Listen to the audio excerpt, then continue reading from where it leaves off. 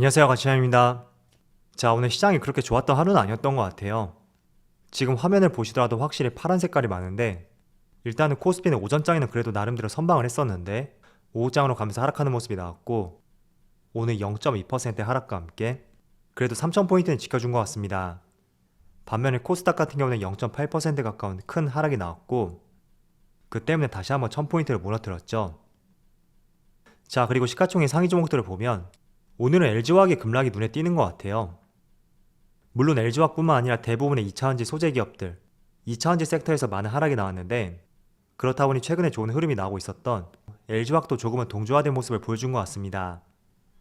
그리고 반도체도 그렇게 흐름이 좋지 못했고, 자동차, 그리고 카카오, 대부분의 종목들의 흐름이 좋지 못했습니다. 그리고 코스닥. 자, 코스닥은 게임주를 제외하고 조금 전 보여드렸던 LG화학과 마찬가지로 2차전지 소재 기업들, 오늘 생각보다 낙폭이 크게 나왔어요.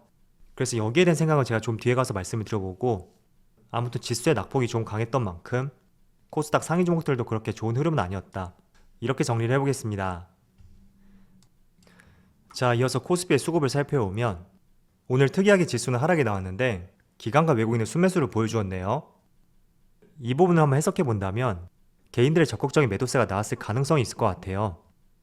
그래서 기관과 외국인의 순매수에도 불구하고 오늘 소폭의 하락이 나오지 않았을까, 그렇게 판단해보고 있습니다. 그리고 코스닥. 자, 코스닥은 오늘 지수의 강한 하락과 함께 역시나 기관과 외국인의 동반 순매도가 나왔습니다. 외국인 쪽에서 많은 집중된 매도세가 나왔네요. 자, 그리고 삼성전자를 살펴보면 오늘 그래도 약보합으로 마무리되었지만 그래도 외국인의 순매수를 보여주었고, 기관 쪽에서 이거래일제 순매도를 보여주었습니다.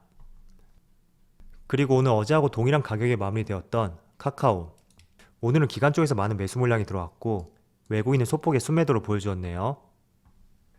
그리고 모처럼 급락이 나왔던 LG화학, 외국인이 9거래일 만에 순매도를 보여주었고 기관과 개인이 순매수를 보여주었습니다.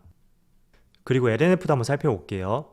오늘 모처럼 급락이 나왔는데 지금 기관과 외국인의 동반 순매도가 나왔고 최근에 수급이 그렇게 좋지 못한 것 같아요. 그래서 이런 부분 유념해서 한번 보시고요. 그리고 에코프로비엠도 마찬가지죠.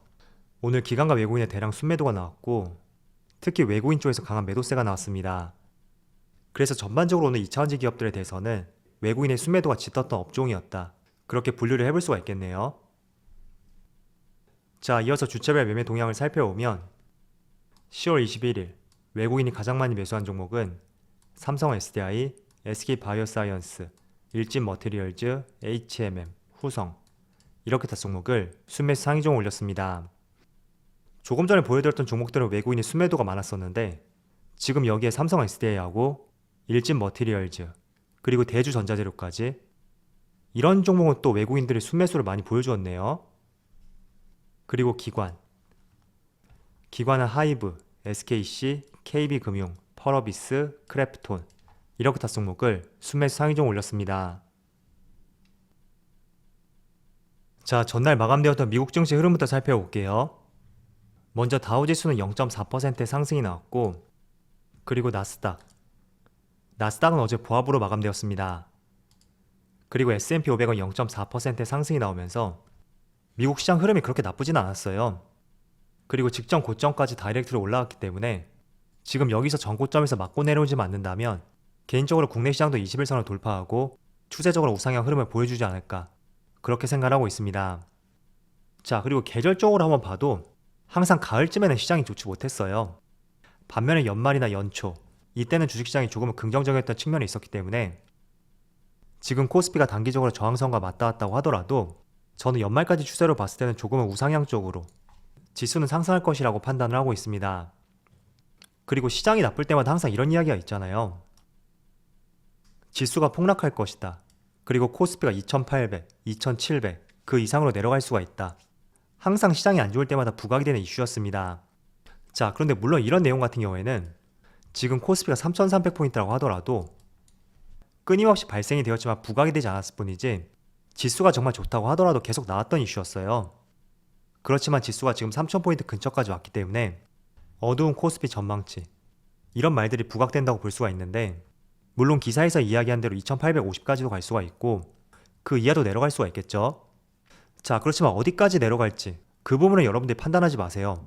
혹시나 여러분들이 단기 투자로 접근하셨다면 물론 지수의 움직임을 보면서 매매하는 것이 좋은 판단이 될 수 있습니다. 그렇지만 조금은 추세적인 방향성을 보고 매매할 것이라면 한 번씩 이렇게 나오는 이야기, 너무 이런 이야기에 현혹되지 마시고요. 지금 코스피가 정말 추세적으로 꺾일 만한 이슈가 있는지 그 부분을 면밀히 한번 고민해 보셨으면 좋겠습니다. 저는 가장 깊게 보는 지표 중에 하나가 수출 데이터거든요.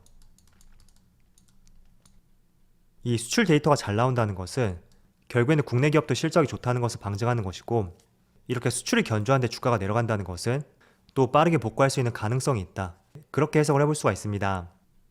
그래서 지금의 당장의 수출 데이터도 중요하겠지만 올 연말이라든지 내년 상반기, 이런 부분들은 조금만 여러분들이 기사를 찾아보신다면 조금은 선행적으로 내용을 참조할 수가 있을 거예요.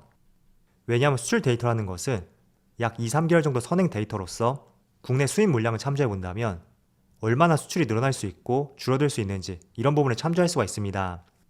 왜냐하면 중간재를 그만큼 수입해야지 자동차나 반도체처럼 완제품을 수출할 수가 있기 때문에 기본적으로 선행 지표가 될 수 있는 이 수입 데이터, 이 부분을 한번 살펴보신다면 하반기나 내년 상반기, 그때는 수출이 어떻게 될 수 있는지도 참조를 해볼 수가 있습니다. 그래서 이런 부분이 신경이 쓰인다면 조금은 투자를 늦추는 것도 방법이 될 수가 있겠지만 저는 기본적으로 그런 생각을 가지고 있어요.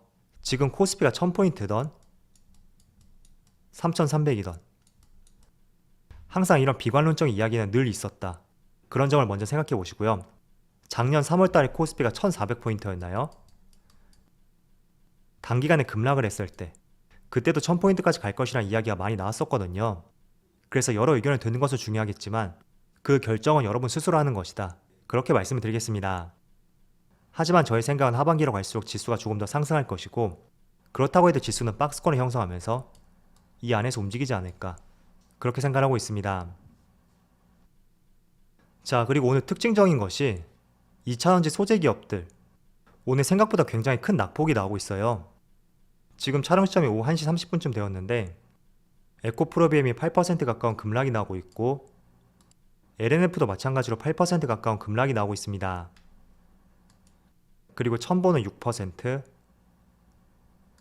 솔루스 첨단 소재도 7%, 또 LG화학은 3.4% 급락이 나오고 있는데, 일단 배터리 3사는 뒷전으로 하고 여기 소재 기업들 에코프로비엠하고 LNF 그리고 첨보, 자, 이런 기업들은 제가 코스닥 상위 종목들을 말씀드릴 때 정말 하루가 멀다 하고 상승이 나왔던 종목 중에 하나였습니다.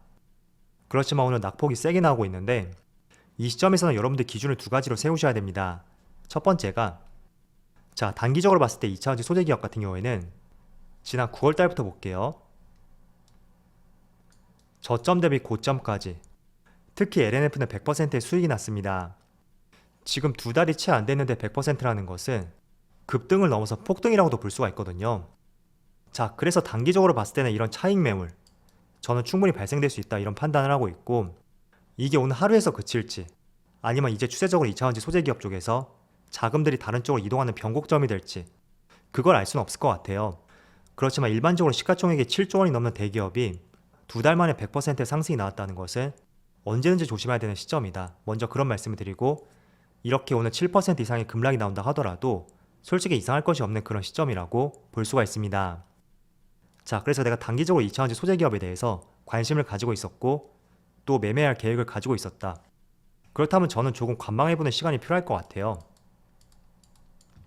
만약에 내일도 2차전지 소재 기업들이 강하게 반등하지 못하고 조금은 지지부진한 모습이 나오던가 조금 더 흘러내리는 모습이 나온다면 투자 심리 위축으로 이어질 수가 있고, 또 투자 심리 위축이라는 것은 최소한 몇 주 내지는 몇 달 정도, 또 장기적으로 횡보하는 구간을 보여줄 수도 있습니다. 작년에 LG화학 같은 경우에도 물적 분할 공시가 나왔을 때 단기적으로 투자 심리가 위축이 되었고 한 두 달 정도 굉장히 주가가 횡보했던 적이 있었거든요. 그래서 기업의 펀더멘탈은 변함이 없지만 이 투자 심리 위축에 대해서 내가 조금 피하고 싶다, 그렇다면 2차전지 소재 쪽에서 반등이 나오는지 이런 부분을 필히 체크하면서 투자할 필요가 있을 것 같습니다. 자, 그렇지만 두 번째로 내가 중장기 투자를 선호한다, 그렇다면 저는 2차전지 소재 기업들은 급락이 나오는 자리에서 조금씩 모아가는 전략도 유효할 거라고 판단이 돼요. 왜냐하면 2차전지는 매년 20% 이상의 성장성을 겸비하고 있는 산업 중에 하나니까 우리가 2년 뒤, 3년 뒤, 나아가서 5년 뒤, 10년 뒤, 그 뒤에서 지금의 주가의 위치를 바라본다면 충분히 저점이라고도 볼 수가 있습니다. 그래서 항상 여러분들이 실수하는 것 중에 하나가 일단은 투자하고 난 뒤에 내가 장기적으로 가져갈지 아니면 단기적으로 가져갈지 그런 것들을 결정하시더라고요. 그렇지만 그렇게 하지 마시고요. 먼저 투자하기 직전에 내가 장기적으로 가져갈지 아니면 단기적으로 가져갈지 그런 것들을 결정하고 진입하는 것이 순서적으로 봤을 때도 맞는 방법이라고 말씀드리겠습니다. 저 같은 경우에도 그렇게 하거든요. A라는 종목이 있을 때 한 계좌는 장기적으로 접근했다면 또 다른 계좌는 조금은 단기적으로 그렇게 투자의 방향성을 세우는 경우도 있거든요. 그래서 투자한 뒤에 결정하지 마시고요. 먼저 투자하기 직전에 내가 장기적으로 접근할 것인가 그런 것들을 먼저 파악하시고 투자를 하는 것이 맞지 않을까 그렇게 말씀을 드리겠습니다. 자, 그리고 최근에 에너지 관련주들이 조금 주춤하고 있는데 지금 SOE를 보시더라도 약간은 고점에서 횡보하는 모습을 보여주고 있고 또 한국가스공사 이 종목도 마찬가지로 고점에서 횡보하는 모습을 보여주고 있습니다. 일단 에너지와 관련된 종목들은 지난주까지는 조금은 시장에서 큰 관심을 받았던 것 같은데 이번 주는 조금은 조용한 것 같아요. 그렇다고 해서 지금 유가가 많이 하락한 것도 아니고 오히려 신고가를 경신하고 있죠. 반면에 천연가스는 조금 하락 추세 뒤에 또 방향을 트는 듯한 모습이 나오고 있는데 지난주까지는 관심이 뜨거웠었다면 지금은 이 에너지에 대한 관심이 한 달이 건너서 원전 쪽으로 갔다고 생각이 되는데 그렇지만 에너지 관련주는 연말까지는 계속 관심을 가져올 수 있는 긍정적인 섹터라고 저는 생각하고 있고요. 그렇지만 한 가지 주의할 부분이 있어요. 지금 마냥 유가가 크게 상승하고 있기 때문에 유가 관련주에 투자해보자 그런 생각들 하실 수가 있는데 지금 11월 달까지는 오펙 회의에서 증산을 하지 않겠다고 선언을 하였습니다. 그런데 하단을 보시면 미국이 지금 증산을 하지 않고 있는 오펙에 대해서 계속해서 불만을 드러내고 있고 또 강한 경고와 같은 신호를 보내고 있다. 그런 기사도 있거든요. 그래서 만약에 오펙 회의에서 이런 증산에 대해서 합의가 이루어진다면 또 유가는 급락이 나올 수가 있고 그에 따라 유가 관련주들도 조금은 영향을 받을 수도 있습니다. 그래서 이런 부분은 기사를 꼼꼼히 보시고요. 또 최근에 중국에서 전력난 때문에 석탄 가격이 크게 급등을 하고 있는데 중국 정부에서 직접 개입하겠다. 이런 소식으로 인해 선물 가격이 급락하는 일도 있었습니다. 그래서 에너지 가격 같은 경우에는 정부의 개입에 따라서 조금은 변동성을 보일 수 있다는 측면이 있기 때문에 일단 추세적으로 봤을 때 연말까지는 계속 에너지 가격이 상승할 가능성이 높겠지만 그 안에서 정부 개입에 따라서 이런 변동성이 충분히 발생될 수 있습니다. 그래서 너무 오랜 기간 투자하기보다는 조금은 여러분들이 만족할 수 있는 수익률이 왔을 때 그때 수익 실현하는 것이 좋은 업종 중에 하나라고 저는 판단을 하고 있습니다. 왜냐하면 에너지 관련주 같은 경우에는 2차전지나 반도체 그리고 친환경 에너지 그쪽 섹터만큼 성장성을 갖춘 산업이 아니기 때문에 충분히 시장에서 관심이 멀어지게 된다면 주가도 하락이 나올 수가 있거든요. 그래서 그런 부분은 충분히 구분해 보시면서 투자의 방향성을 한번 세워보셨으면 좋겠습니다. 자, 오늘은 코스피 코스닥이 그렇게 좋은 흐름은 아니었는데 내일은 힘차게 21선을 돌파할 수 있는 그런 하루가 되기를 기원해 보겠습니다. 자, 그럼 오늘 영상 여기서 마치도록 하고요. 언제나 여러분들의 성공 투자를 기원하도록 하겠습니다. 감사합니다.